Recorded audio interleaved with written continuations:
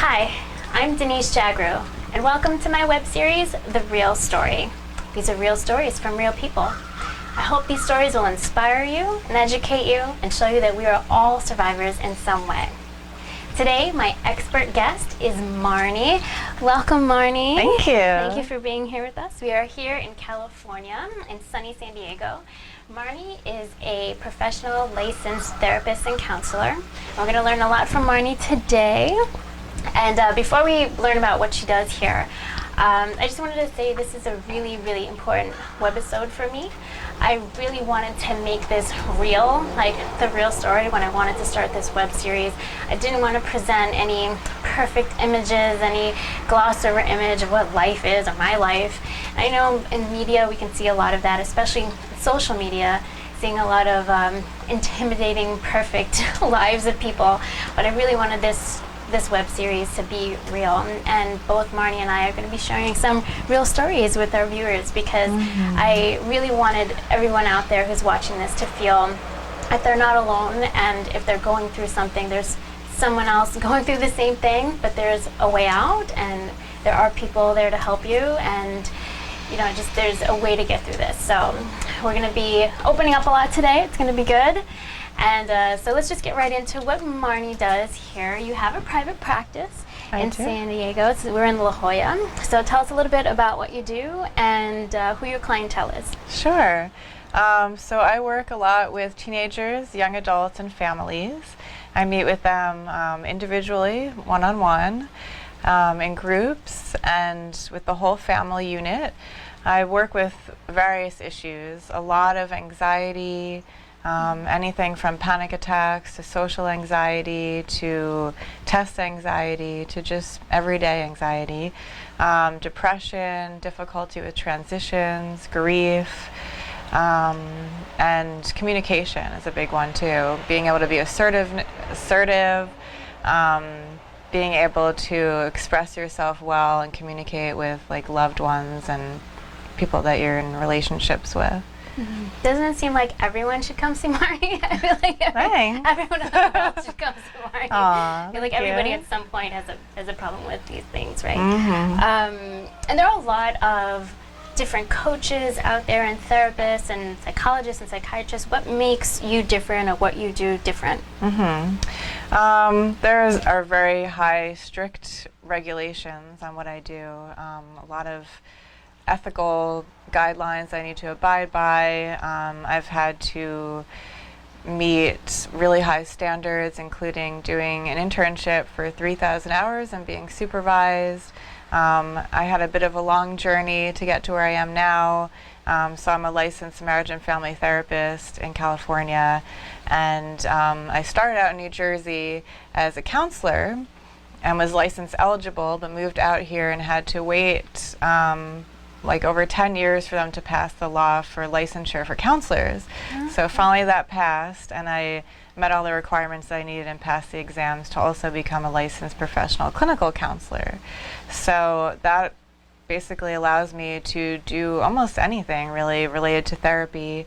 I could do career counseling and all the things that I mentioned already, working with families, working with individuals, various issues, basically anything that I feel that I'm equipped to work with based on my experience and my education, I'm able to do.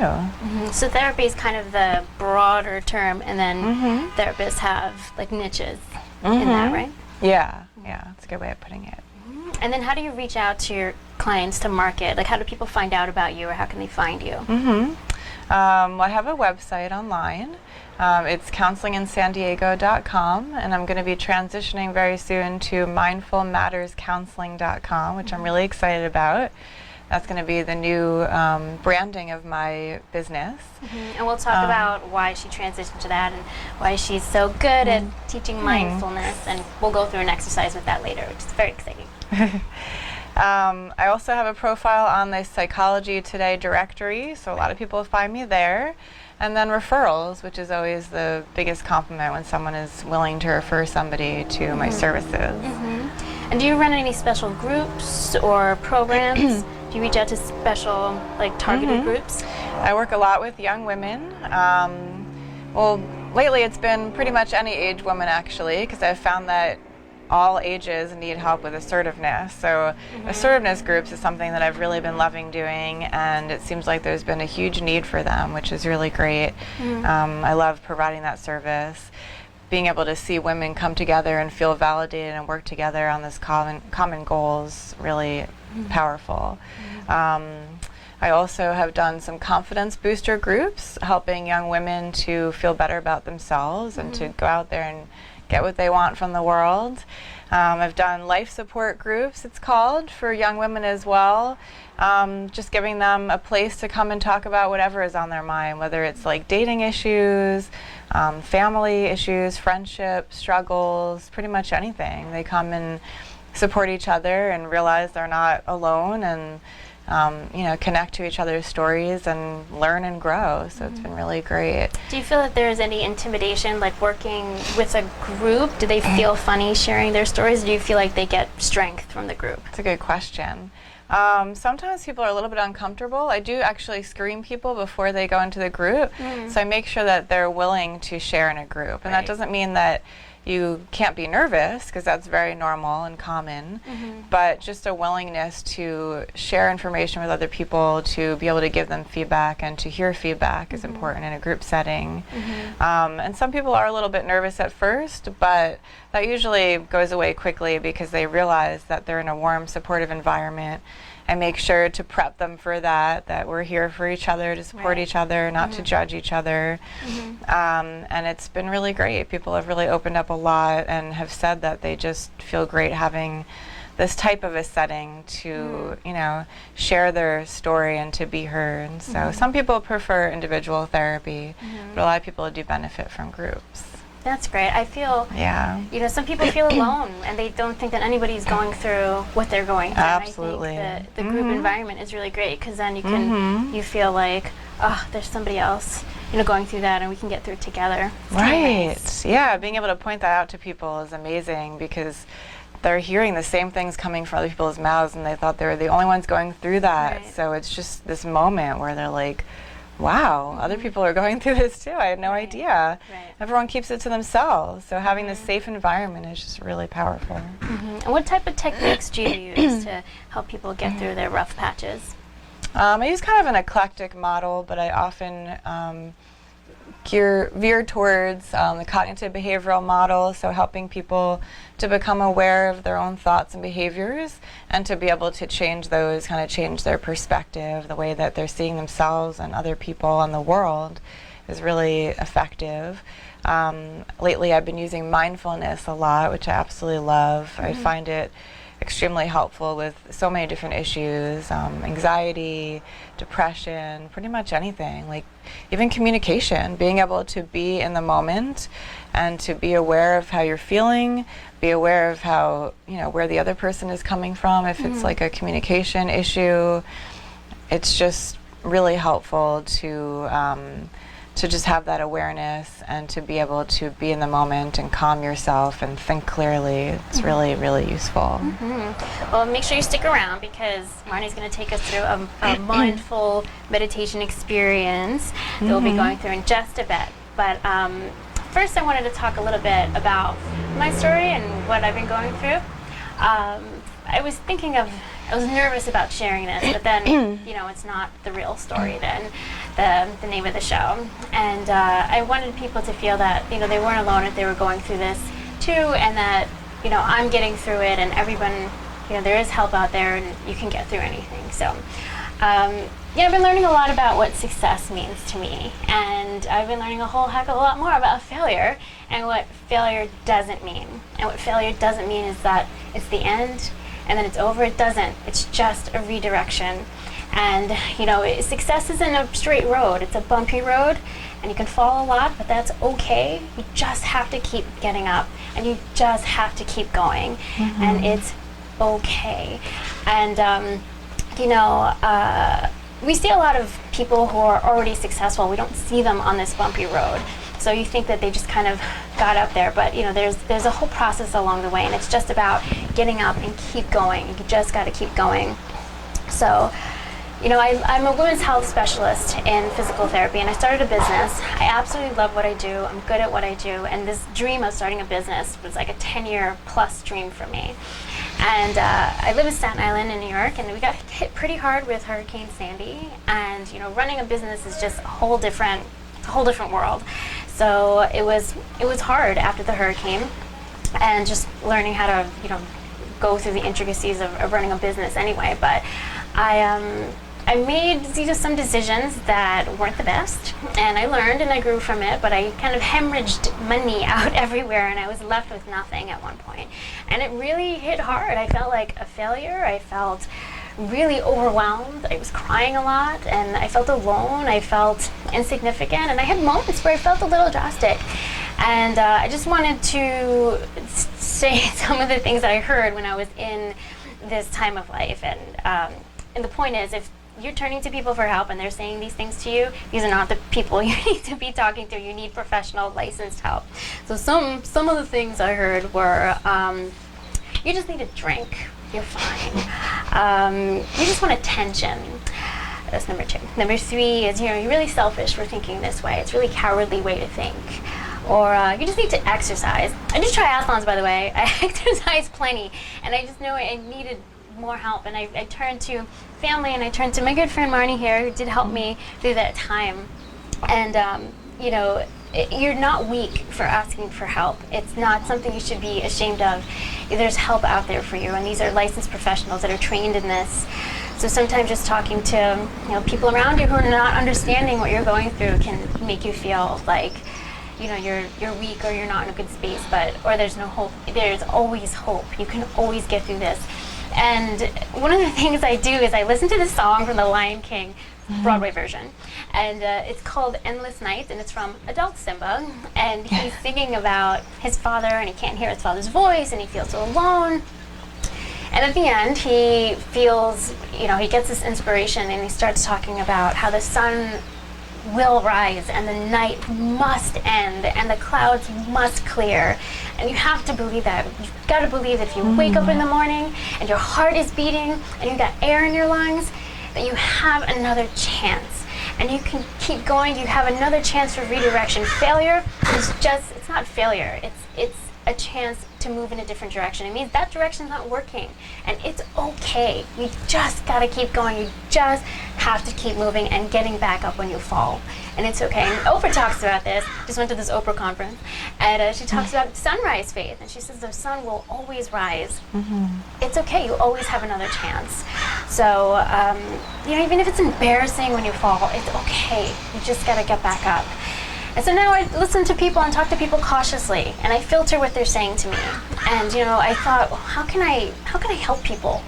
And I thought, well, maybe I start this web series, so people can know that they're not alone and there's a way to get out of this. And a lot of people told me I couldn't do it, and they said, I needed to do it a certain way, or I needed to use their services or whatever. And I started to feel like, maybe I can't do this. And you know what I did? I started this web series. I did it on my own. I did it all myself.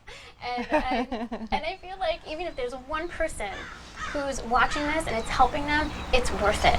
I just want you to know that you're never alone. There's always help out there, and you just gotta keep going. Absolutely. I want to be a global women's health advocate. I don't know how I'm gonna get there, but I let my vision and my gut and what I feel, the fact that I love what I do, I let that guide me. And I know it's going to take me to where I want to be. You just got to keep going. And you got to reach out to the right people. So that's my story.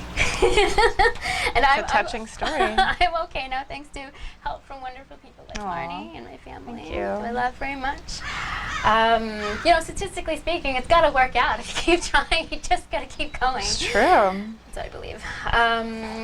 Okay, so Marne, tell us some resources if people are feeling like this, if they're feeling low, like really low, and they need some help. Are there hotlines or websites or organizations that they can call, reach out, anything, or books even that you can recommend? Sure. I mean, there's so many resources out there. I couldn't even really begin to list the best ones. Right. Now we have the power of the internet, so you can Google and find a lot of great things.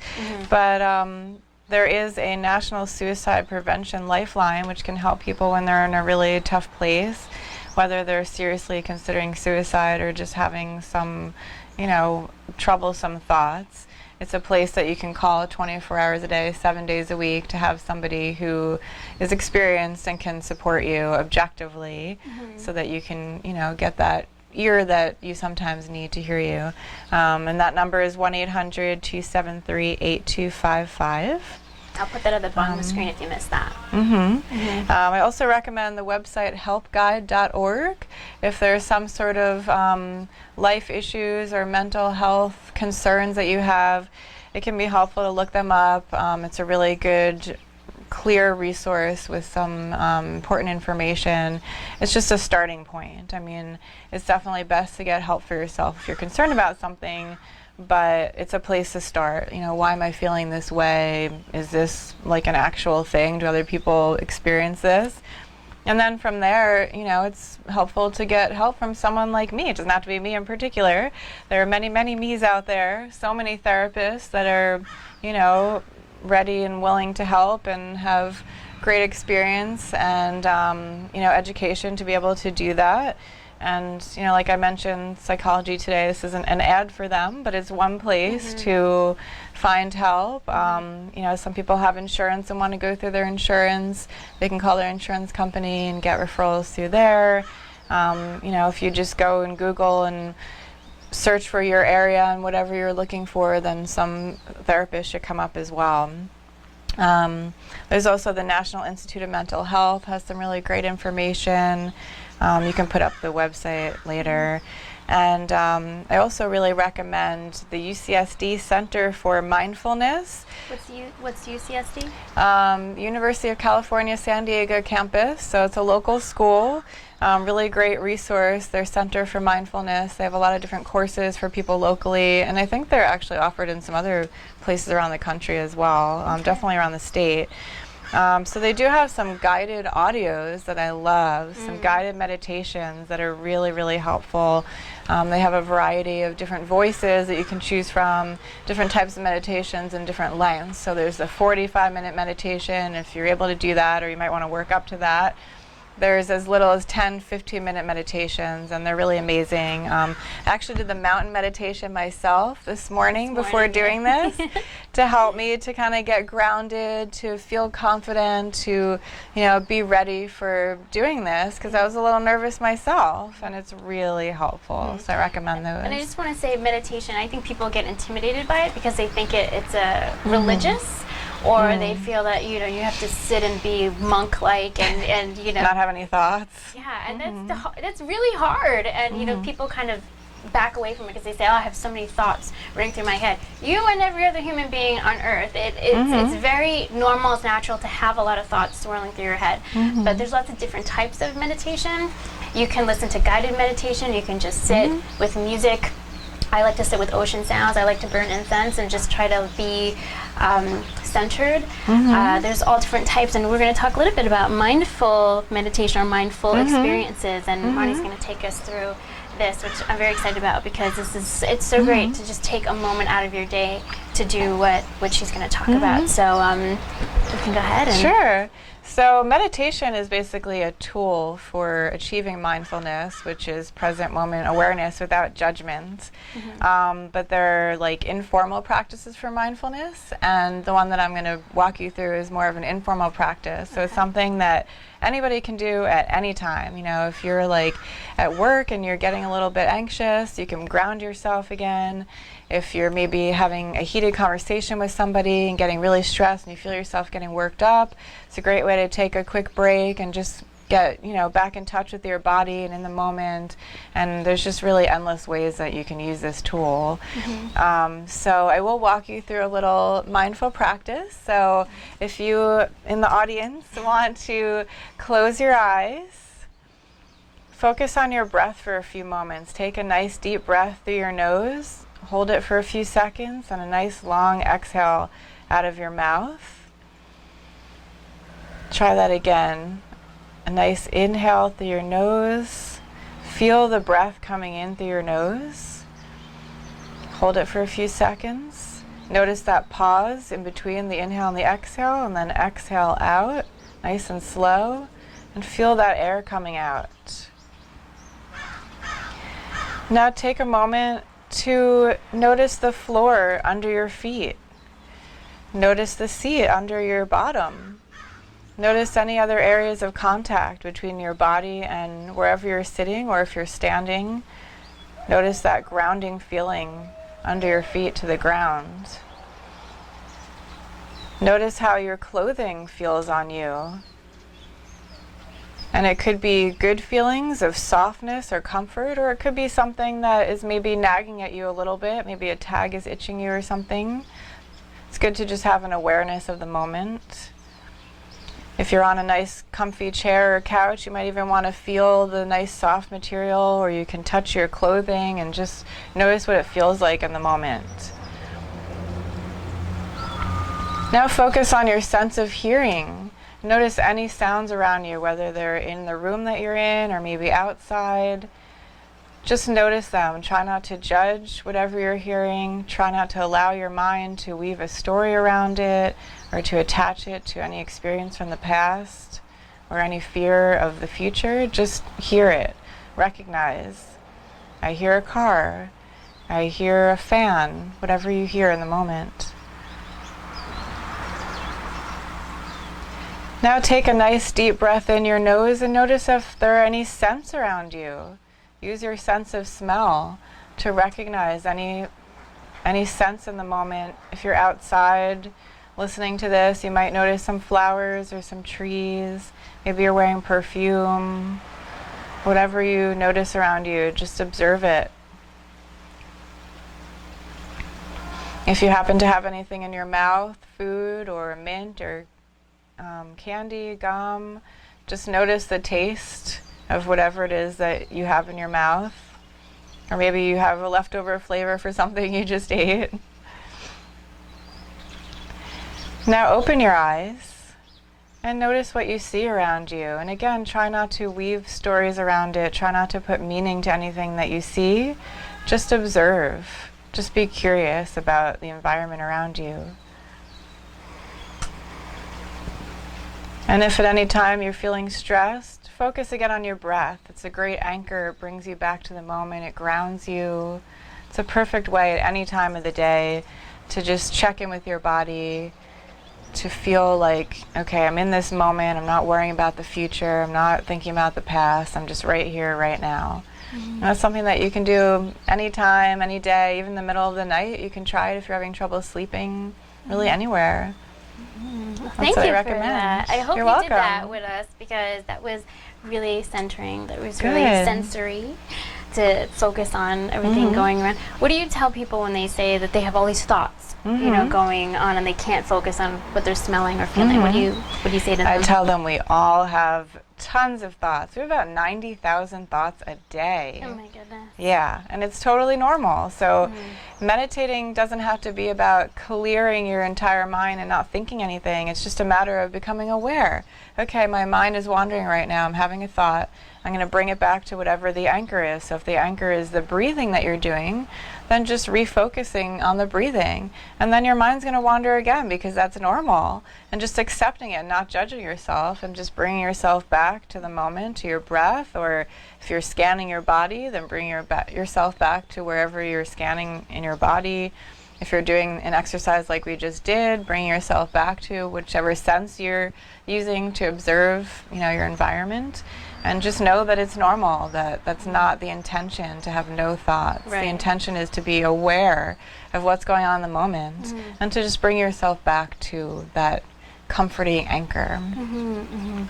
I think people get intimidated by it because they feel like, you can go a couple days doing that and not be able to clear your head. But, it's about creating a diligent practice of doing that every day. Your body gets into the biorhythm of it, and starts to, like, even if you have a specific place, in your apartment or your home or your bedroom where you just sit and do that, if you start to get into that position every day, your body gets ready to start calming itself and winding itself down. And I took a meditation workshop in New York City about 2 years ago. I highly recommend that. And they talked about starting, if you start and you stop and you start and stop, you're never going to get that momentum to really take off. It's like a plane. So if you keep trying and you put yourself in that place every day and put yourself first to try to give yourself a calming moment every day, it'll get easier. You won't be fighting it so much. It'll be easier to clear your mind. A book that we were talking about the other day was The Power of Now by Eckhart Tolle, and it's such a great book because it talks about being in the moment, and that all your thoughts, if you're aware of your thoughts, they're either fears or insecurities for the future that don't even exist yet. It's stuff that we've made up and obstacles that don't even exist, or we're holding on to the past and we're weaving stories around it, and that's what's playing out in our minds. And if we're just centered and we're in the moment, we really shouldn't have thoughts going through our minds, because we'd just be aware and we'd be just kind of taking in around us what's going on, what we're sensing, and just being grounded in that. So that's a great book.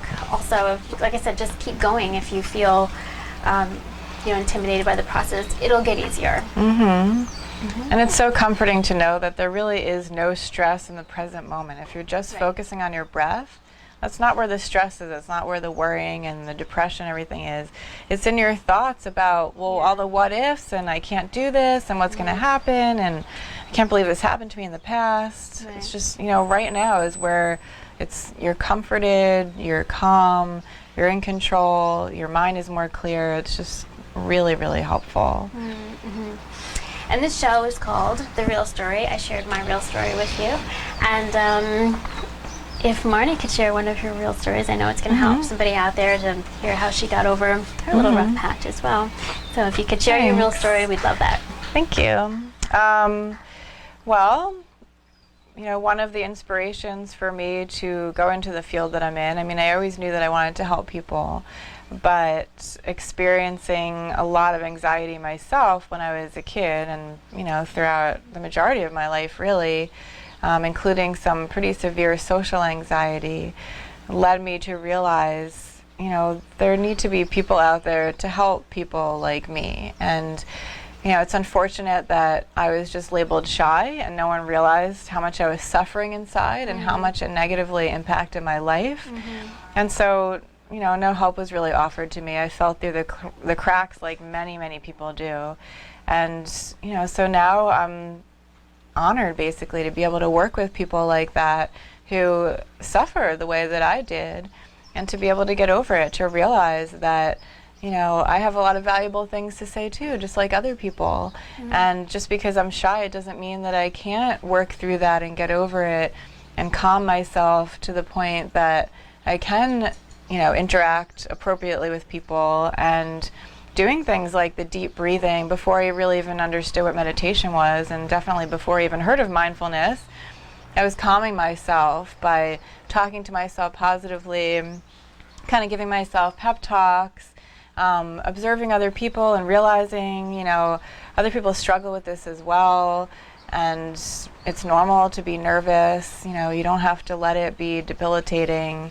And, I really didn't get professional help for myself until a lot later in life, but gradually I helped myself through the process. And, now that's something that I'm grateful to be able to provide to other people. An example of how severe it was would be like in school, elementary school, high school, even college, and even grad school. If I thought the teacher was looking near me and was going to call my name, my heart was racing. I was sweating, like my palms were all sweaty. I hear you. I was just so worried that I was going to be the one that was going to be called on. If I had to do a presentation in front of class, oh my gosh, I would have stomach aches for like hours, couldn't sleep the night before, just so worried about it. And, never raised my hand in class because the thought of all of that attention on me, and what if I got the answer wrong? It took me my whole life basically to realize, so what if I get the answer wrong? Everybody gets the answer wrong sometimes. And the ironic thing is, a lot of times I actually had the right answer in my head. I know you know what you're talking about. I was just afraid to say it. So it's so empowering to be able to get through that and to realize that sometimes I'm going to get the answer right. Sometimes I'm going to get the answer wrong. And that's okay. It's okay. Yeah, now when I run these groups for women and I hear them echoing the things that I thought and felt for years, it's obviously not a group for me, it's for them, but it's so amazing to be able to connect to their stories and to be able to help them to get through these struggles of feeling like well, what if I say the wrong thing? What if I make a mistake? So what? Everybody does. It's okay. It's normal. And it's just great to be able to accept yourself for that and to be able to have the courage to just move forward and, you know, get over those fears and live a normal, happy, healthy life. That's what it's all about, right? Thank you for sharing that. You're welcome. It's so good. It's so good for people to hear that, because you think like you're a therapist, I'm a therapist in a different way. I'm a physical therapist, and you think that, you know, these people haven't gone through something to get to that point. Yeah, I've gone through it. And we all have, and I'm glad that you shared your story. So Thank you. You know that you're not alone. I know I've had those same anxieties in school. I would get so nervous. Now I can speak in front of hundreds of people, But amazing. you know, I went through that where I would just be nervous if we just had to read an answer off in the book where I had to read number 17. I would count, you know, which number I was supposed to read. I'd practice it in my head and be so nervous just to read it from my desk. Yeah. I know people have had those kinds of experiences. Oh, yeah. So what advice would you give to someone who was going through a really, really rough patch, you know, when they were feeling really low? What would you say to them if one of our viewers is going through that? Yeah, well, you did a beautiful job before of sharing your story and how you got through it. And I think what you're saying is a really great point, that it's important to get support for yourself, but you also need to get support from the right people. You know, sometimes people end up going back and back and back to the same person that, you know, maybe it's a parent, maybe it's a sibling or a friend that they feel they should be going to, but that person's not equipped to help them and sometimes makes them feel worse. You know, they're coming from their own place of fear or confusion about what you're going through, and so it's hard for them to be objective. So obviously it can be really helpful to, you know, seek professional help. I recommend somebody who's licensed or who's working towards their license and is supervised by somebody who's licensed, because there's a lot of work that goes into getting to that point, and so they know what to say and not say. I mean, we're humans, we're not perfect, we're not going to get it right every time, but you know, overall we can understand like mental illnesses, we can understand difficulties in life and how to support people. You know, and of course, aside from getting support or professional help, it's important to have a balanced life, to, you know, kind of take a look at your life. Am I exercising like I should be? Am I socializing? Am I having fun? Sometimes that's so on the bottom of people's list of things that they need to do that they forget to have fun. They forget to laugh. And before you know it, you're feeling depressed, you know, and there's really no wonder. You know, balancing spirituality, if that's something that's important to you, and just kind of figuring out even visually. Sometimes I'll do a balance wheel with my clients, seeing visually, like, where do I want to spend my time? Where have I been spending my time? And being able to make that, you know, more equal so that you feel good. I also love recommending a gratitude journal. So if you're feeling kind of down or even going through like a difficult time, it's a great way to just shift your thinking. You know, we get stuck in those negative thoughts and worrying about what's going on, and taking the time to write like 3 to 5 things a day and to really feel the gratitude can be so helpful. It actually rewires the brain to be able to think in a more positive way. And when you're able to think more positively and your perspective changes to realize, like, look at all these things that I have, even if it's as simple as I have my legs to walk on, you know, I have air in my lungs to breathe, I have food, I have, you know, shelter, whatever. It can be as simple as that. It can really help to change people's attitude about life, and to just see that things are going to be okay. They were okay before, they're going to be okay in the future. I have a gratitude journal as well, and I write down, at first I started writing down just 3, 5 things, and now I write down like 10 things a night. It's great. And you know, at first I started with big things. I'm grateful for my family and for my health, and you know, now I get down to the little things, like I love tomatoes, like, or the fact that I can do triathlons, and or somebody, you know, smiled at me or smiled back at me in the subway or something. It just forces you to, it changes your energy right away, forces you to look at these little things that you weren't focusing on before. So you think maybe of what you don't have, and then when you do these journal entries at night, you can focus on what you do have, and it's a lot more than what you don't have. Oh yeah, absolutely. And it's important to not just get it off your like checklist, like, okay, I wrote down what I'm grateful for, to actually take the time to feel it. Like, I'm so grateful for this. So grateful for peanut butter cups. They make me so happy.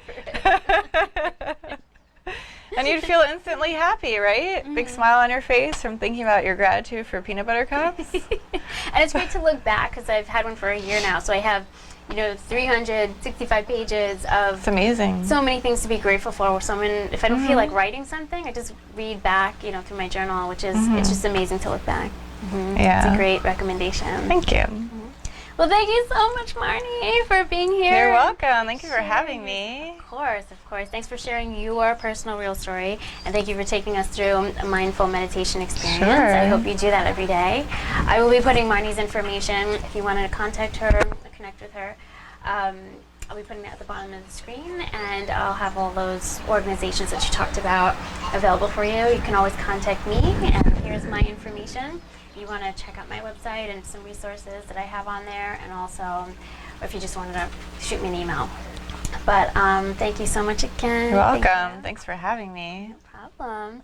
And tune in next week where we'll have more health topics and more real stories to share. Thanks for tuning in. Bye.